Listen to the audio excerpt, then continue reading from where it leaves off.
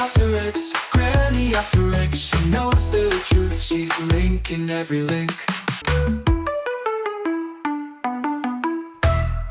So here are two papers dealing with Rachel Reeves' budget, which she, well, didn't quite spring on the anticipating public yesterday. Here we have Rachel Reeves targets UK's wealthiest in £26 billion tax-raising budget. So The Guardian is saying, well, yeah, don't worry, everybody. It's just the really rich who are going to get hit by this, and that's only fair and proper. The Telegraph goes more for years of stagnation await Britain. Oh, get out of the way there. As Labour gives up on growth. Not exactly a happy headline, is it?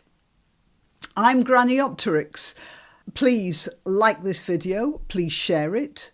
Please subscribe to my channel. Check you still are subscribed, especially if you're on YouTube. Click the notification bell, and if you want to contribute financially, that's lovely. All the means whereby you may do that are in the description.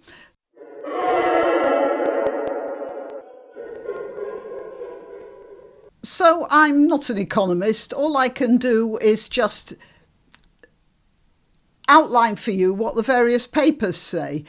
Su Ping Chan and Tim Wallace says this is going to depress the British economy, and we have here a sort of chart which adds some sort of validity to their argument. And they say that Sir Keir's flagship pledge to grow the economy and raise living standards is in tatters. That's what the Telegraph says. And also that the government's own tax and spending watchdog has delivered a damning verdict that means most Britons will be barely better off by the next election. I honestly would tend to believe that. Then there's The Guardian concentrates on the fact that it's only the very rich people who are going to be affected. But even they have a problem.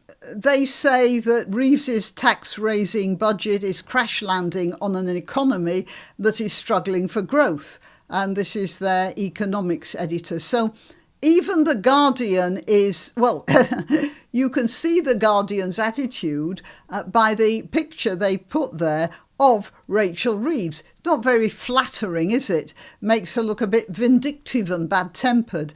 And you can often tell a newspaper's attitude to something simply by the photos they put up of the principals in whatever story they're dealing with. So she starts off by sort of praising a mansion tax and the end of a two-child limit on benefits. I do wonder about the two-child benefit. You see, very few white ethnic voters in Britain actually have more than two children.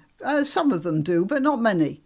The ones who do have a lot more than two children are the ethnic minorities.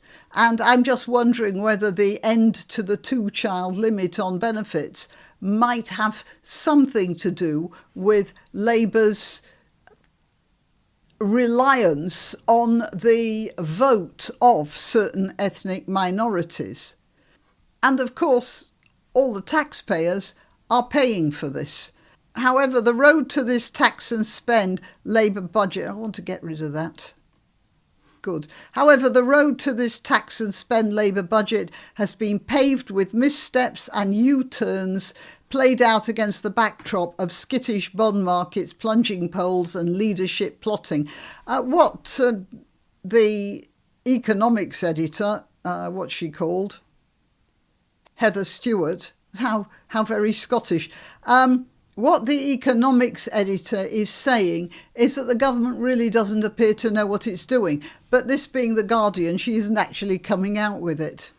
The winter fuel, she goes through all the missteps. Even on Wednesday morning, the choreography was wrecked by the chaos of the Office for Budget Responsibility publishing all the details hours early, and the Deputy Speaker castigating Reeves for a string of blatant briefings to the press. This is an incompetent government, and they are spending our money incompetently, and they're organising themselves incompetently. And the whole feeling, even if they're doing exactly the right thing, which I seriously doubt, but as I said, I'm not an economist. Mind you, that doesn't mean much, does it? I'm not the sort of person who, I don't know what, pulls out rabbit entrails and tells the future on that either. And sometimes when you see what economists are about, they appear to have very little more knowledge of the future than the priest and the entrails. But back to this. Even if they are doing the right thing, they are going about it in such a cack-handed way that everything is falling apart.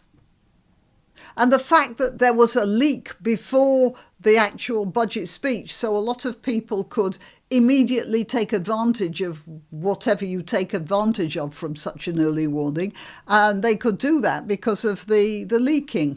And she personally was responsible for some of that, not only the Office of Budget Responsibility.